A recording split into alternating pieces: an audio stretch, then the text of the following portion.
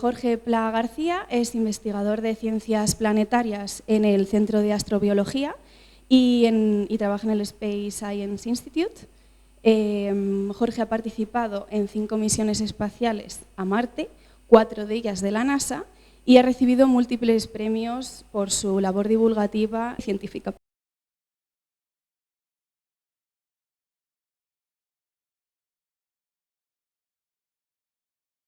Bueno, buenos días a todos.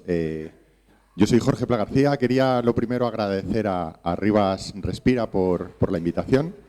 Y bueno, aquí os he traído nuestro precioso planeta. Este es el planeta en el que vivo, no en el que trabajo. Trabajo en Marte, como bien me han presentado.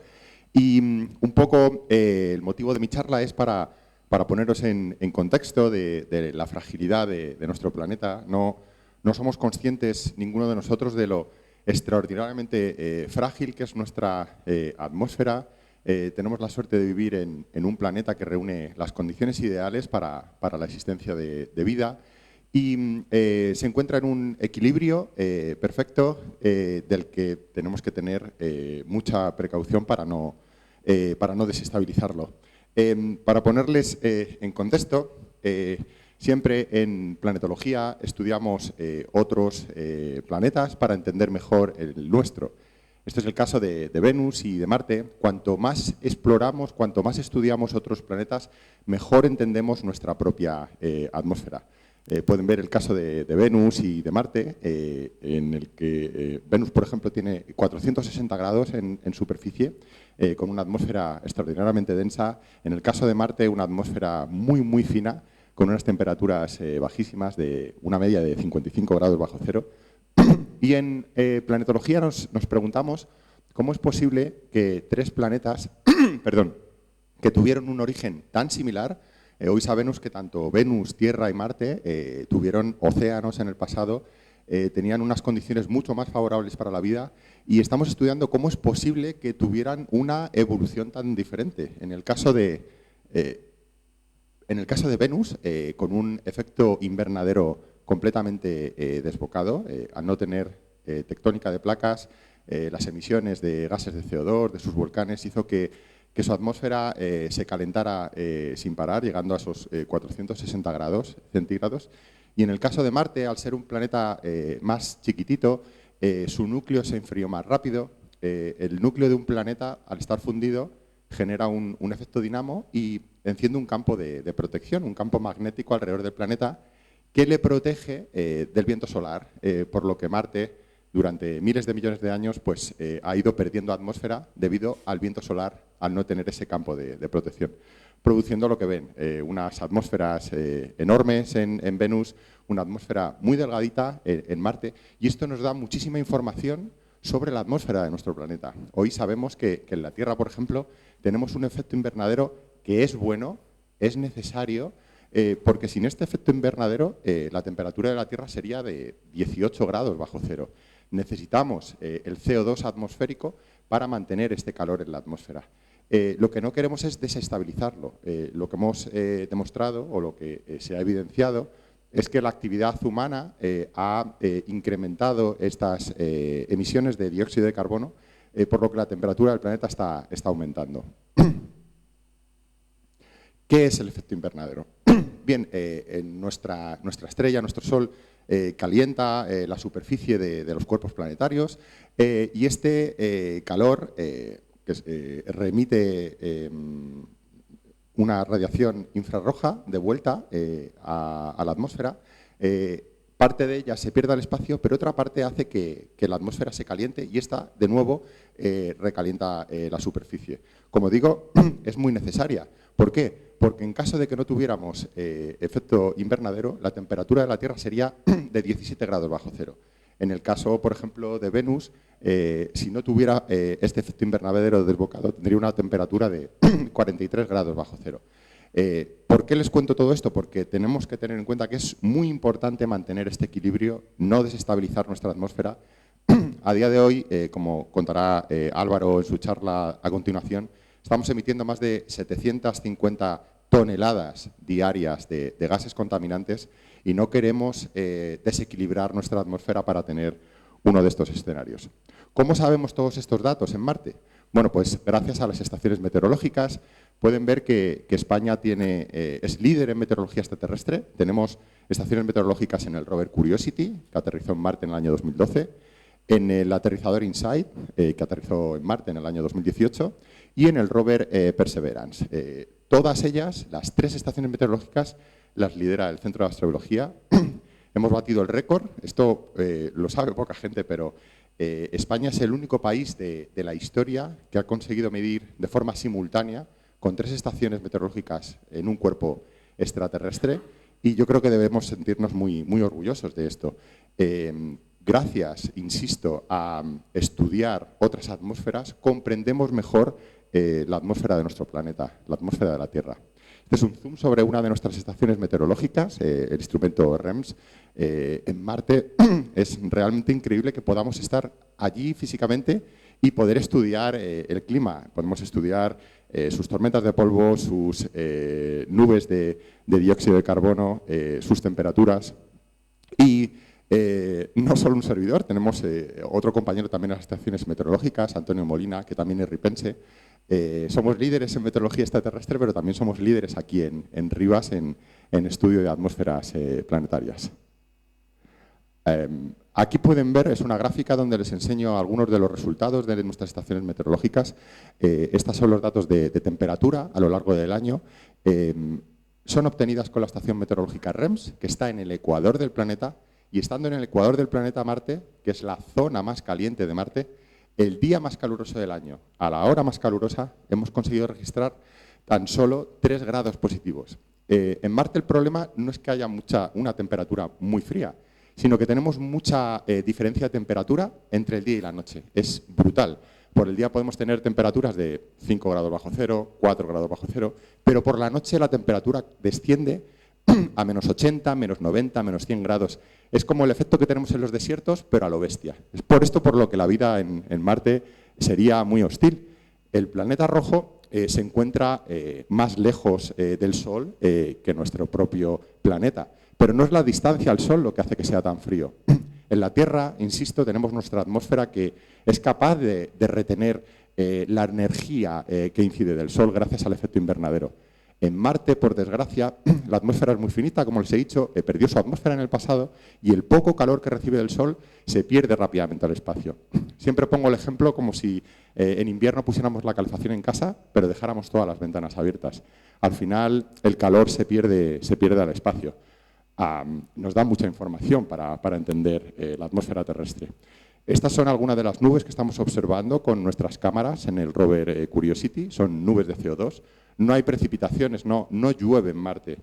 No tenemos lluvia, no tenemos agua líquida en superficie, porque al no haber atmósfera o al ser muy finita, pues la breve agua que hubiera en superficie, agua líquida, se evaporaría inmediatamente.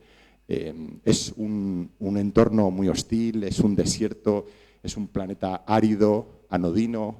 Lo único divertido que hay son estos remolinos de polvo que también estudiamos con nuestras cámaras, pero como digo, es un sitio muy inhóspito, extremo, es un sitio horrible para vivir.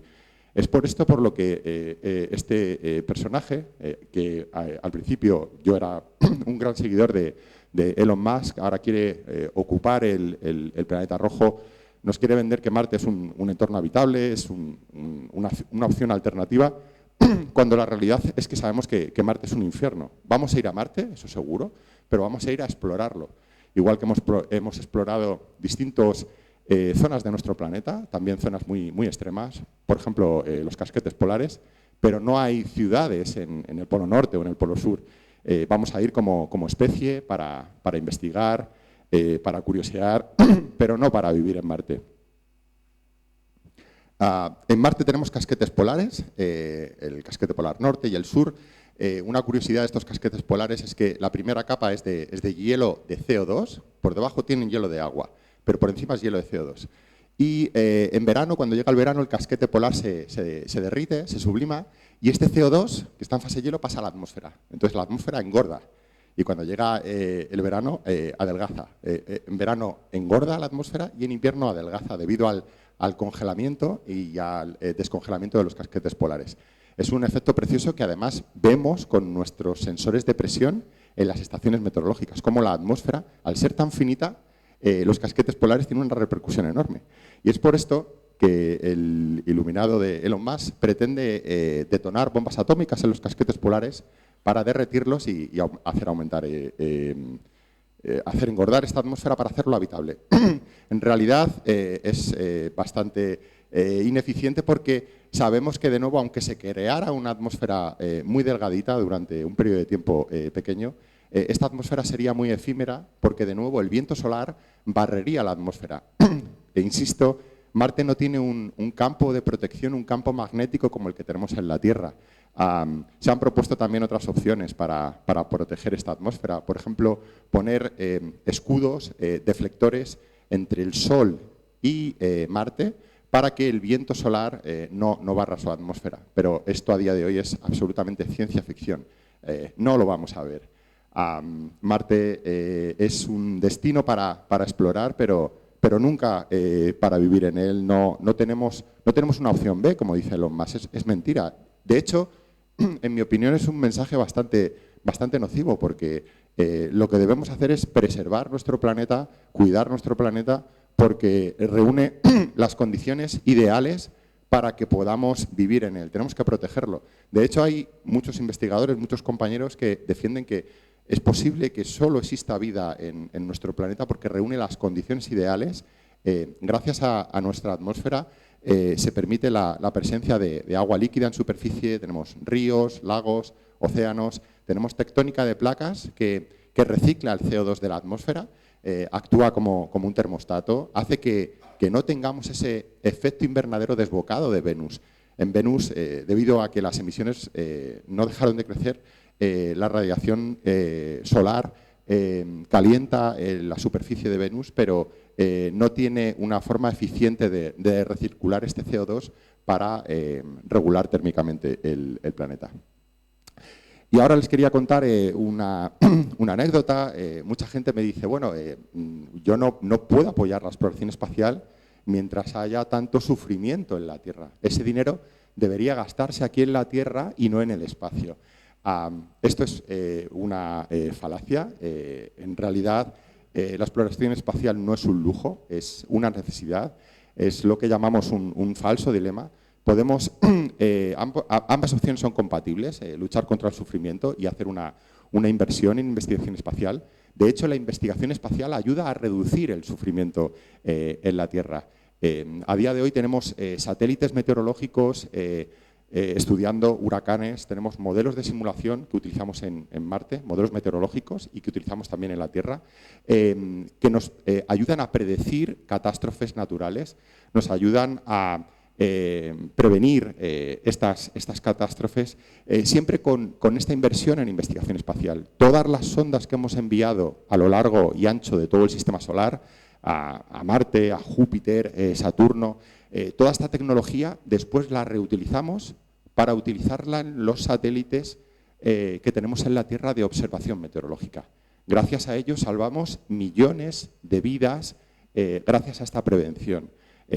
Millones de vidas que, por desgracia, no pudieron salvarse en el año 1931 en China. Hubo unas inundaciones catastróficas, murieron 4 millones de personas. Hoy en día esto sería absolutamente impensable gracias precisamente a la inversión en exploración espacial. Insisto, toda esta herencia, todo este conocimiento que tenemos gracias a la tecnología de las misiones que mandamos a Venus, a Mercurio, a Marte, a Júpiter, la utilizamos en la Tierra para poder prevenir los catástrofes y desastres meteorológicas.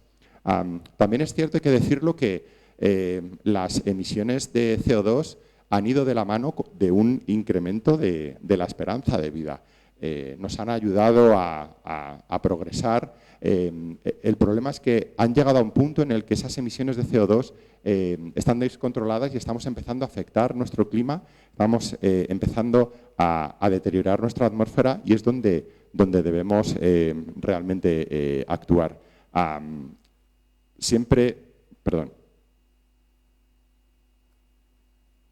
Aquí. siempre hay que decir que toda energía, aunque existan energías limpias como la eólica, la solar, todas las energías que conocemos generan de un modo u otro residuos en la Tierra. Esto nos lo dicen las leyes de la termodinámica. No existe ninguna energía que no genere residuos. Y a medida que una energía se va utilizando cada vez más, por ejemplo, cada vez vamos a utilizar más la energía solar, la energía eólica, van a generar más y más residuos y vamos a seguir castigando nuestro planeta. En mi opinión, es fundamental empezar a nutrirnos de todos los recursos que tenemos en el espacio. Es en el espacio donde tenemos billones, quintillones, en equivalencia económica, de materiales como el platino, como las tierras raras, níquel, hierro, cobalto, nitrógeno, todos esos materiales ya los tenemos en el espacio. Sabemos que los tenemos en los asteroides, en los cometas, en los planetas.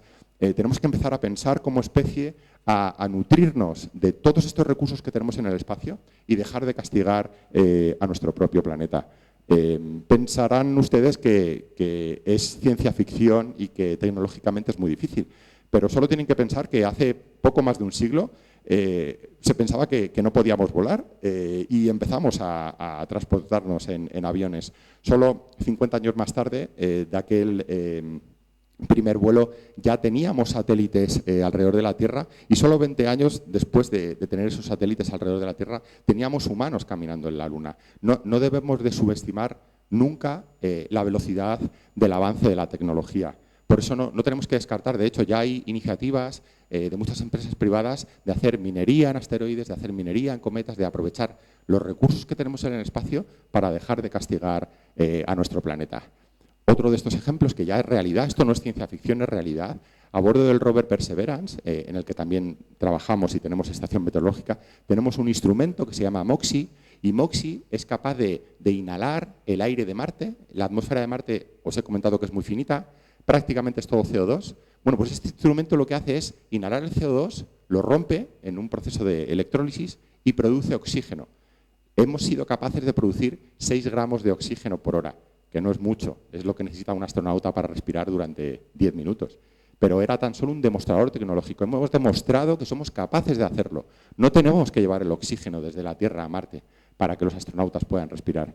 De hecho, el oxígeno no lo queremos para respirar en exclusiva, sino que lo queremos sobre todo para utilizarlo como combustible de las naves que nos tienen que traer de vuelta. Hemos estimado que aproximadamente en una misión de exploración humana en Marte necesitaremos unas 25 toneladas de oxígeno, solo una para que la tripulación respire y 24 para utilizarlas en los cohetes que tienen que traernos de vuelta a la Tierra. Y bueno, ya para terminar mi exposición quería contarles un poco mi experiencia personal sobre la movilidad. Siempre me ha gustado mucho la bicicleta. De hecho, por aquí hay un entrenador mío de natación de cuando era pequeño que me regañaba cuando montaba tanto en bicicleta. Pero no fue hasta el año 2013 donde me invitaron a estudiar un año de doctorado en Estados Unidos, en esta preciosa ciudad, en Boulder, Colorado, que está justo en la base de las montañas rocosas. Es una ciudad completamente plana. Se la conoce por ser la meca, es la capital mundial de la meteorología, porque es donde están todos los centros de investigación de meteorología. Por eso me formé allí en atmósferas. Pero además se la conoce como la capital mundial del ciclismo.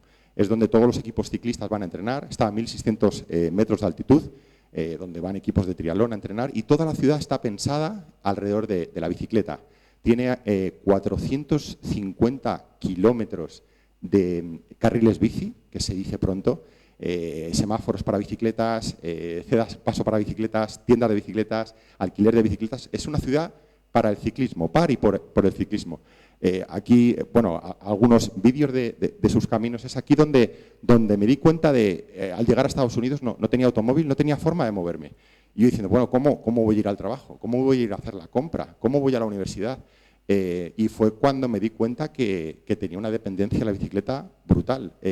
Me iba de fiesta con la bicicleta, me iba a trabajar con la bicicleta, me daba una libertad absolutamente increíble. Y de hecho, es una ciudad que está tan alta que yo nevaba muchísimo. Este es un vídeo que tomé yendo al trabajo. la gente se quedaba atrapada en sus casas, tampoco podía salir con el coche, pero yo iba a hacer la compra. De hecho, poco antes de volverme, cuando iba a terminar el año, un compañero me dijo: ¿nunca te has planteado ir en autobús a hacer la compra? Y dije: ostras, ni me lo había planteado. Después de un año, iba todos los días a hacer la compra, que no estaba cerca, con mis bolsas en la bicicleta. Y fue aquí donde me di cuenta del poder de la bicicleta y de la libertad que me daba. Y fue al venirnos a vivir a Rivas donde encontré una analogía. Ambas ciudades tienen mucha capacidad para desplazarse con este medio, con la bicicleta. Tienen un tamaño aproximado, son unos 100.000 habitantes, y la verdad es que estamos absolutamente encantados. Hasta el punto que el año pasado, cuando miré mis estadísticas en bicicleta, vi que había recorrido 11.000 kilómetros en solo un año. Este año vamos a un ritmo incluso mayor. Y dije: voy a hacer unas cuentas, a ver cuántos gases contaminantes he podido ahorrar con estos 11.000 kilómetros en bicicleta. Y son aproximadamente unas 2 toneladas, que se dice pronto, 2 toneladas de dióxido de carbono a la atmósfera y unos 1.200 euros de combustible los que he ahorrado. Abajo les he puesto los datos que he utilizado con un precio de unos 60 aproximadamente el euro de gasóleo. Y todo esto, pues tantos kilómetros, al final a uno le dan mucho fondo, y gracias a mi compañero Carlos Rodríguez y al apoyo del Ayuntamiento conseguimos pues apuntarnos a una carrera, a la Titan Desert de Almería, en la que fuimos como embajadores de la ciudad de Rivas. De hecho, quedamos en una digna 5ª posición de ciudades, y es un poco la forma de agradecer y de devolver a la ciudad todo lo que nos ha dado y todas las facilidades que nos ha dado para poder movernos en este medio de transporte tan maravilloso. De hecho, la propia carrera nos utilizó como imagen publicitaria para vender dorsales este año.